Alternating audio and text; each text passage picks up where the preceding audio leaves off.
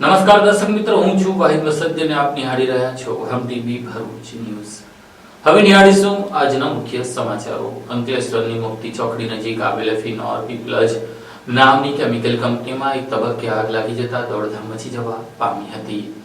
અંકલેશ્વર આવેલી મુક્તિ ચોકડી સ્થિત ફિનોર પીપલજ નામની કેમિકલ કંપનીમાં આજરોજ બપોરના સમયે એકાએક તરફ જતો માર્ગ કોર્ડન કરી દેવામાં આવ્યો હતો। આ તરફ કામદારો સમય સૂચકતા વાપરી બહાર નીકળી ગયા હતા। ઔદ્યોગિક વસાહતમાં ફરી એકવાર આગનો બનાવ સામે આવ્યો છે। જીઆઈડીસીમાં આગ ફાટી નીકળી હતી। જોતજોતામાં આગે વિકરાળ સ્વરૂપ ધારણ કરતા ધુમાડાના ગોટે ગોટા દૂર દૂર સુધી નજરે પડ્યા હતા। બનાવ અંગેની જાણ થતાં અંકલેશ્વર ડીપીએમસીના એક પછી એક 4 ફાયર ફાઈટર ઘટનાસ્થળે પહોંચ્યા હતા અને આગ ઉપર કાબુ મેળવવાના પ્રયત્નો હાથ ધર્યા હતા। એકાદ કલાકની જહેમત બાદ આગ ઉપર કાબુ મેળવી લેવાયો હતો। આગના આ બનાવમાં કોઈ જાનહાનિ થઈ ન હતી। રાસાયણિક પ્રક્રિયા દરમિયાન કંપનીમાં આગ ફાટી નીકળી હોવાનું જાણવા મળ્યું હતું। Bharuch industrial safety and health વિભાગ તેમજ ગુજરાત પ્રદૂષણ બોર્ડ બનાવ અંગે વધુ તપાસ શરૂ કરી છે। આજરોજ અંકલેશ્વર જીઆઈડીસીમાં આવેલ ફિનોર પીપલેજ કેમિકલ ફેક્ટરીમાં અચાનક આગ લાગી હતી। એ અંકલેશ્વર જીઆઈડીસીમાં પ્લોટ નંબર 714માં આવેલ છે। આગ કયા કારણસર લાગેલ તે હજુ જાણી શકાયેલ નથી। આગથી કોઈને જાનહાનિ થયેલ નથી, પરંતુ હજુ પણ આગ ચાલુ છે અને સ્થળ પર 5 થી 6 જેટલા ફાયર ટેન્ડરો આગ બુઝાવવાની કામગીરી કરે છે। ઘટના સ્થળે પોલીસની ટીમ, નગરપાલિકાની ટીમ, ડીપીએમસીની ટીમ હાજર છે અને કંપનીના જવાબદાર અધિકારીઓ, મેનેજર પણ હાજર છે। આગ ઓલવવાની કામગીરી ચાલુ છે। આગમાં કોઈ જાનહાનિના અત્યારે અહેવાલ મળેલ નથી। અંકલેશ્વર એસ્ટેટના ફિનોર પીપલેજમાં કોઈ કારણોસર આગ લાગેલી છે અને એક આગ અમારા જે ફાયર ફાઈટરના 4 જે બંબા છે એ હાજર છે અને આગ કાબુમાં છે। કોઈ જાનહાનિ નથી।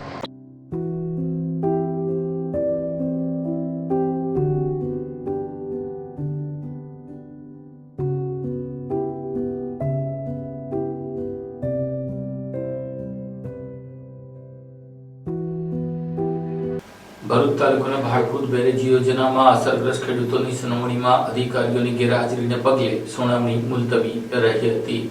ભરૂચમાં આકાર લઈ રહેલ ભાડભૂત બેરેજ યોજનાના અસરગ્રસ્ત 4 ગામોના ખેડૂતો માટે આજે યોજાનારી સુનાવણી કોઈ કારણોસર નિયત અધિકારી હાજર ન રહેતા મુલતવી રાખવામાં આવી હતી। આ બાબતે ખેડૂતોમાં અસંતોષ જોવા મળ્યો હતો અને તેમણે આગામી 16 જૂન 2025 માટે નવી સુનાવણીની તારીખ આપવાની માંગ સાથે જમીન સંપાદન અધિકારી સમક્ષ રજૂઆત કરી હતી। ખેડૂતોનો દાવો છે કે બેરેજ યોજનાની કામગીરી દરમિયાન કે જેમાં છેલ્લા સમયમાં જમીન સંપાદન માટે જાહેર કરવામાં આવેલ એવોર્ડમાં યોગ્ય સુધારાઓ કરવાનું વચન આપવામાં આવ્યું હતું, તે અનુરૂપ કોઈ પગલાં લેવામાં આવ્યા નથી। તેઓએ એવોર્ડમાં સુધારા કરી ન્યાયસંગત માંગો સ્વીકારી લેવામાં આવે અને જમીન વિના પર્યાપ્ત વળતરના પાયમાલ કબજાઓ અટકાવવાની માંગ કરી છે। સ્થાનિક ખેડૂતોનું કહેવું છે કે તેઓ શાંતિપૂર્ણ રીતે પોતાની માંગ સાથે રજૂઆત કરી રહ્યા છે અને આગામી સુનાવણીમાં યોગ્ય અધિકારીઓ હાજર રહી તેમના પ્રશ્નોને ગંભીરતાથી સાંભળે તેવી આશા વ્યક્ત કરવામાં આવી હતી। હિરેન ભટ્ટ, ખેડૂત સમન્વય સમિતિ, ભાડભૂત બેરેજ, વિસ્થાપિત ખેડૂત।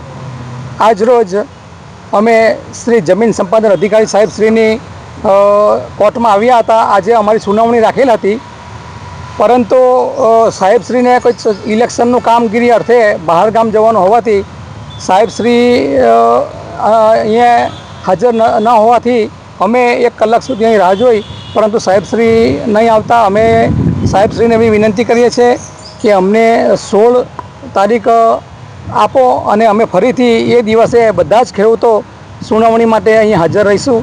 ભાડભૂત બેરેજનો જે એવોર્ડ થયો છે એ ખરેખર અમારા માટે ખૂબ જ દુઃખદાયક છે। તો ફરીથી જે બાકીના એવોર્ડ છે એ આવા ના થાય એના માટે અમારે એલેક્ટિવ સાહેબને સામે જ રજૂઆતો કરવાની હોવાથી અમે સાહેબશ્રીને નમ્ર વિનંતી કરીએ છીએ કે અમને ફરીથી બીજી વખત તમે આના માટે 16/2/25ના રોજ 16 જૂન અમને તમે આપશો એવી અમારી નમ્ર વિનંતી છે। ઝઘડિયા હાઈવે ઉપર મુલત ચોકડી નજીક સામાણી વેચતા દંપતીની હાલત બગડી જતા તેઓ ધડી પડતા તેઓને સારવાર અર્થે ભરૂચ સિવિલ હોસ્પિટલમાં દાખલ કરવામાં આવતા તેઓને શંકાસ્પદ કોરોનાના લક્ષણો દેખાતા સારવાર શરૂ કરવામાં આવી છે। ગુજરાત રાજ્યમાં છેલ્લા કેટલાક સમયથી કોરોનાએ દસ્તક દીધી છે।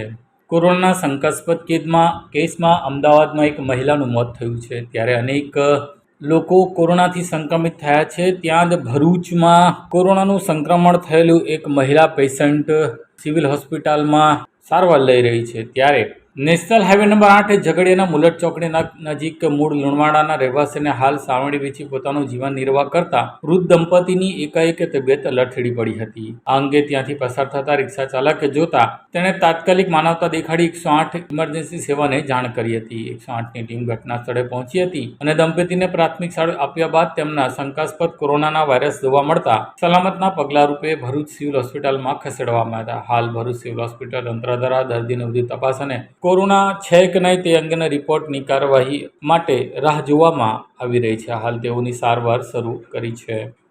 ભરૂચ પોલીસે આજે ટ્રાફિક ડ્રાઈવ યોજી હતી અને હેલ્મેટ નહીં પહેરનારા વાહન ચાલકોને દંડ ફટકારવામાં આવ્યો હતો.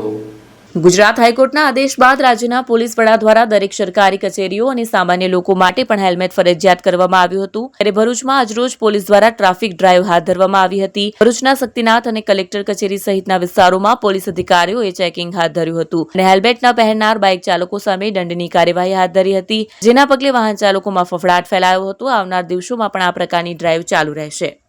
હાંસોટના કંટિયા જાલ નજીક રસ્તા ઉપર બકરીનું ટોળું આવી જતા બાઇક સવાર સ્લીપ ખાઈ જતા તેને ગંભીર ઈજા પહોંચતા તેનું મોત નીપજ્યું હતું. ભરૂચના હંસોટમાં અકસ્માતનો વધુ એક બનાવ સામે આવ્યો છે. હંસોટના અંબેઠા ગામ ખાતે રહેતા 37 વર્ષીય બાઇક ચાલક મનીષ વસાવા હંસોટ કંટિયાજાળ રોડ ઉપરથી પસાર થઈ રહ્યા હતા ત્યારે તેમના ગામ નજીક જ માર્ગ ઉપર અચાનક બકરી આવી ગઈ હતી, જેને બચાવવા જતા તેઓની બાઇક સ્લીપ મારી ગઈ હતી અને નજીકમાં આવેલ વૃક્ષ સાથે ધડાકાભેર ભટકાઈ હતી. આ અકસ્માતમાં બાઇક સવાર 37 વર્ષીય મનીષ વસાવાનું ઘટના સ્થળે જ કમકમાટી ભર્યું મોત નીપજ્યું હતું. બનાવની જાણ થતાની સાથે જ ગ્રામજનો અને પરિવારજનો દોડી આવ્યા હતા, જ્યાં પરિવારજનોના કલ્પાંત કરતા દ્રશ્યો જોવા મળ્યા. આ તરફ હાંસોટ પોલીસનો કાફલો પણ દોડી આવ્યો હતો અને બનાવ સંદર્ભે અકસ્માત અંગેનો ગુનો નોંધી વધુ તપાસ હાથ ધરી છે.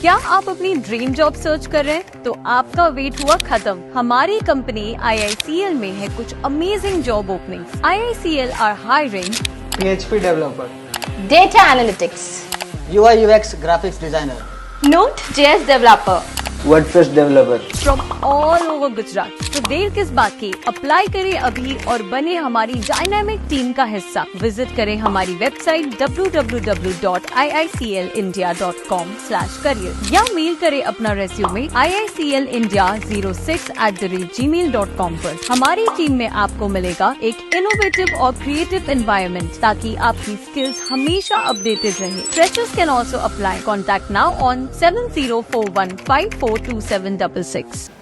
ઝઘડિયાના ઉંબલ્લા નજીક આવેલા ઢુંડા ગામની સીમમાંથી ખેતરમાંથી વિદેશી દારૂ સાથે બુટલેગર ઝડપાયો હતો.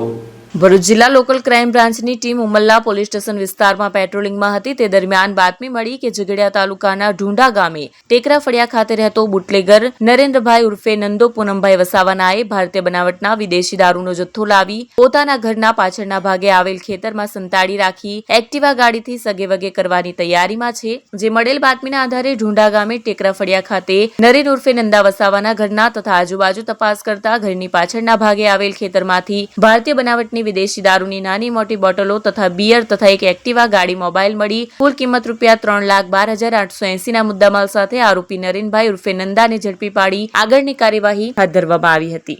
ભરૂચ જિલ્લાના જંબુસર તાલુકાના સારોદ ગામે જર્જરિત પાણીની ટાંકીને સુરક્ષિત રીતે ઉતારી લેવામાં આવી હતી. ભરૂચ જિલ્લાના જંબુસર તાલુકાના સારોદ ગામ ખાતે આજે એક જર્જરિત પાણીની ટાંકીને સુરક્ષિત રીતે ઉતારી લેવામાં આવી હતી. જંબુસર તાલુકાના સારોદ ગામે છેલ્લા કેટલાક સમયથી જર્જરિત પાણીની ટાંકીને ઉતારી લેવા માટે ગ્રામજનો દ્વારા પંચાયતના સત્તાધીશોને કહેવામાં આવ્યું હતું. જેને લઈને પંચાયતના સત્તાધીશો દ્વારા આ પાણીની ટાંકીની આવડતા અંગેનો રિપોર્ટ કાઢવામાં આવ્યો હતો અને ત્યારબાદ આજે તેને આ જર્જરિત પાણીની ટાંકીને 10 સેકન્ડમાં ઉતારી લેવામાં આવી હતી. માત્ર 10 સેકન્ડમાં પાણીની ટાંકી જમીનદોસ્ત કરવામાં આવી હતી. ઝઘડિયાના રાણીપુરા પાટિયા નજીક રોંગ સાઈડ ઉપર આવતા ઓવરટેક કરતા હાઈવે ચાલકે એક્ટિવા સવારને અડફેટે લેતા એક્ટિવા પાછળ બેસેલા યુવાનને ગંભીર ઇજા મોત નીપજ્યું હતું. ઝઘડિયા તાલુકામાંથી પસાર થતા સરદાર પ્રતિમા ધોરીમાર્ગ ઉપર ઉમલ્લાથી લઈ રાજપારડી ઝઘડિયા મુલત 4 રસ્તા સુધીના રોડ પર રેતી તેમજ અન્ય ખનીજ ભરીને ચાલતા હાઈવા વાહન ચાલકો ખૂબ જ બેદરકારી અને ગફલતભરી રીતે પોતાના વાહનો ચલાવતા અવારનવાર અકસ્માતની ઘટનાઓ બને છે. ગતરોજ માંડવા ગામની પ્રિયા નાગજીભાઈ માછી પટેલ નામની યુવતી તેના મિત્ર પારસ બોર્સ સાથે ઝઘડિયા નજીકના મઢીઘાટ ખાતે ફરવા માટે ગયા હતા. મઢીઘાટથી પરત ફરતી વેળા રાત્રિના 8:30 વાગ્યાના અરસામાં તેઓ ઝઘડિયા નજીકના રાણીપુરા પાટિયા નજીકથી પસાર થતા હતા. તે દરમિયાન એક હાઈવા ચાલકે પોતાનું વાહન બેફિકરાઈથી અને ગફલતભરી રીતે ચલાવી એક્ટિવા પર સવાર પારસ અને પ્રિયાના વાહનની રોંગ સાઈડથી ઓવરટેક કરવાનો પ્રયાસ કર્યો હતો. તે દરમિયાન હાઈવા ચાલકે એક્ટિવા પર સવાર લોકોની ટક્કર મારી અકસ્માત સર્જ્યો. આ અકસ્માતમાં પારસ નામનો યુવક ઉછળીને પડ્યો હતો, જ્યારે એક્ટિવા પર પાછળ બેઠેલી પ્રિયાના શરીર પરથી હાઈવાના ટાયરો ફરી જતા તેનું ઘટના સ્થળે જ મોત થયું હતું તથા પારસને ઈજાઓ પહોંચતા તેને પ્રાથમિક સારવાર અર્થે હોસ્પિટલ ખસેડાયો હતો. અકસ્માતની ફરિયાદ સંદીપભાઈ અરવિંદભાઈ માછી પટેલે ઝઘડિયા પોલીસ મથકમાં કરી છે. અંકલેશ્વરના માંડવી ગામ ખાતે ખોડલધામ સંસ્થાના આગેવાનોની બેઠક યોજાઈ હતી.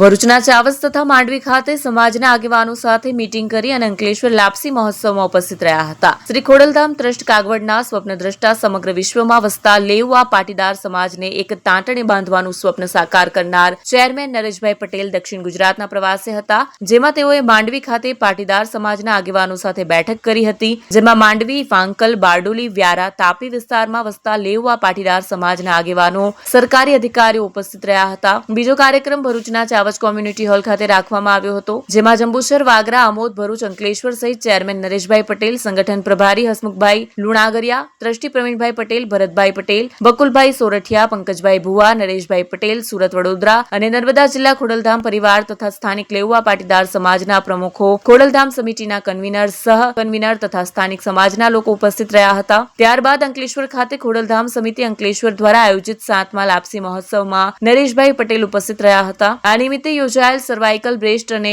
ઓરલ કેન્સર ચેકઅપ કેમ્પની મુલાકાત લીધી હતી. ત્યારબાદ ઉપસ્થિત લોકોને સંબોધી રાજકોટ નજીકના અમરેલી ખાતે આકાર પામનાર આધુનિક કેન્સર હોસ્પિટલની જાણકારી આપી હતી. આ કાર્યક્રમમાં શ્રી ખોડલધામ ટ્રસ્ટ કાગવડના ટ્રસ્ટીશ્રીઓ પણ ઉપસ્થિત રહ્યા હતા.